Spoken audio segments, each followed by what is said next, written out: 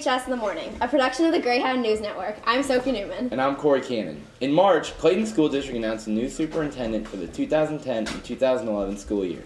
Ryan and Tyler sat down to talk with her and found out what the CHS community is hoping to find in a new district leader. Beginning next school year, Clayton will have a new superintendent, Mary Herman, will be replacing Don Centine, who will be retiring at the end of this year. She has experience being a classroom teacher as well as a superintendent coming from multiple districts in Illinois. Excited about her move here to Clayton, she shared what she thinks is important coming in. I think one of the first things that's really important is to really get to know Clayton and to get to know the people, get to know the and talk with all the different constituent groups. So I'm very interested in talking to staff, to students, to to the parents, to the community members, and other organizations, administrators, and just really get a sense of, what are some of the things people are really proud of, what are some of the things people feel we should be working on, and working very closely with the Board of Education and talking about, what are some of those things that we want to work on moving, going forward. Mr. Myers hopes that Herman is a visionary and will take Clayton to the next level in education. I hope that the new superintendent cultivates teacher leadership and brings up a new generation of teacher leaders. I hope that the new superintendent can balance teacher autonomy and allowing teachers to have the freedom to do what they want in their classroom, what they think is best, and balancing that with best practice and collaboration and professional learning communities. I think that's a fine line, and it's a difficult one to maintain sometimes. Junior Justin Elliott discussed what he would like from Ms. Herman. GSA next year is going to try and work with the administration to get a policy passed for sexual orientation to be added to the Non-Discrimination Act for employees, and for domestic partnership to be added for employees. But next year I'm not really expecting much, because as a new superintendent, she's probably going to spend most of the year just finding out what the Clayton School District is and not making any major changes. Ms. Herman has also touched on something we hold closely to our hearts. I'm hearing that you have snow days for just a very small amount of snow. That would be very different for me, because I'm coming from actually Madison, Wisconsin is where I'm from originally, where we had lots of snow.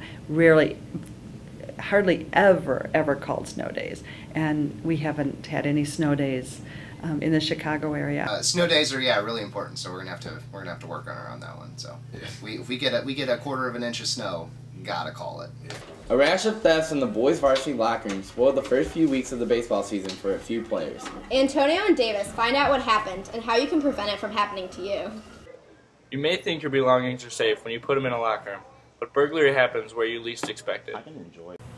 Students and faculty members have a tendency to get comfortable here. It is the Clayton bubble, so they don't think that stuff gets stolen, but just like everywhere else, it does. So they leave their backpacks laying around, or they put it in a locker that's not locked, and lo and behold, the few people that do steal know the areas to hit and know where the cameras are, and they attack those areas, and that's what happens. That stuff gets stolen. So, and just to add kind of on top of that, the stuff that gets stolen also gets sold. So if there are students out there buying, an iPod or a phone for $30, you know that you're buying stolen property, and all you're doing is you're perpetuating their activity in stealing.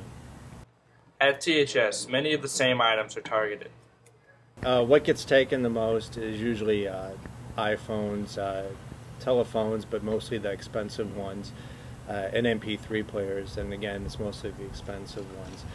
Unknown to most CHS students, the varsity locker room was broken into a couple weeks ago. We had, on Monday during baseball practice, the varsity baseball locker room was burglarized. We had somebody go in and steal from two people that were in there, and it's the same stuff. We're talking phones and MP3 players. So we know that one of the locks didn't have a locker on it.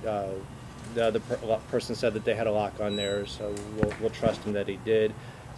But they knew that there wasn't a camera up there. Well, what we did do is we had the patrol came out, they processed the scene, they fingerprinted the area, and there's been interviews that have been done with people that we suspect that have done it. Canadian heartthrob and musical phenom Justin Bieber is burning up the charts. But do you have Bieber fever? Reed and Aiden have the inside look. After putting dozens of homemade videos on YouTube in 2007, the then 13-year-old Justin Bieber was discovered by his manager, Scooter Braun. Now at the age of 16, he is bigger than ever, on the top of the charts working with music icons like Usher and Ludacris. We asked CHS students how they feel about Justin Bieber and his current wave of success. He has no talent, and I hate all the songs, especially his new one. I think it's called Baby, and it's too repetitive.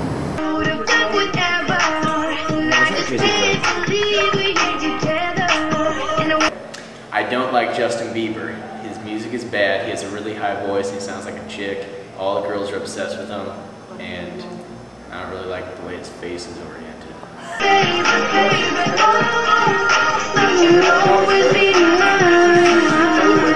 He's okay, I mean, he's kind of cute, but he's really short. Yeah, his music's good, but like I don't have Justin Bieber fever, or however they say it, but he is my ringtone, his song Baby. I definitely don't have Bieber fever, but I like his songs.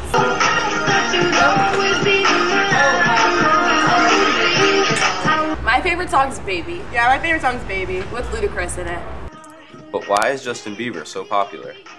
I think he's so popular because, I mean, he's kind of attractive, but he's probably more popular for younger kids since he looks young and sounds young.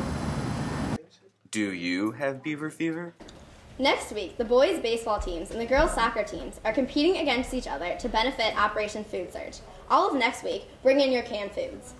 If you want baseball to win, put your canned goods by Coach Schuker's room, 208. If you want soccer to win, bring your cans to Coach Helster's room, room 16. The winning team has the most total cans at the end of the week. The losing team promises to go to the first game of districts with signs to cheer for the winning team. Obviously, we'll see girls soccer at the baseball districts. But why will you see girls soccer at the baseball districts if they're going to be the winning team? They're going to be the ones collecting the most cans. We'll see. We'll see. All right. After the drive, the soccer team will bring the food to Operation Food Surge and help organize and distribute the food they collected so they can really see who they're helping. So go home this weekend, pick up some canned food from the store, and bring them to school next week. Looking for something to do this weekend? The student-run musical, the 25th Annual Putnam County Spelling Bee, is tonight and tomorrow night at 7 and Sunday at 2 in the Black Box. Tickets are just $5. And don't forget, the kickball tournament is on Saturday at noon at Gay Field. Also, next Tuesday is Night of Percussion in the auditorium. This is an awesome show of our drummers and other members of percussion. Don't miss it, 7 p.m. Tuesday. Thanks for watching. Have a great weekend. Don't forget to come cheer on the Hounds at the games tonight. Baseball plays at 6:30, and boys lacrosse plays at 7 at Gay Field.